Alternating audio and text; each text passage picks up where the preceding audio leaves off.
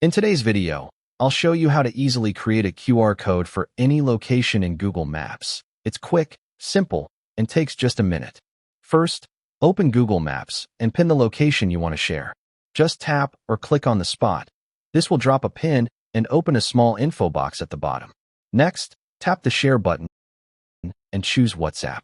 Now, open WhatsApp and select your own chat or profile, then tap Send. Once it's sent, press and hold the link. It will automatically copy to your device clipboard. Now, open Google Chrome and go to qr-code-monkey.com, a free and reliable QR code generator. When the site opens, paste the Google Maps link you just copied into the box provided.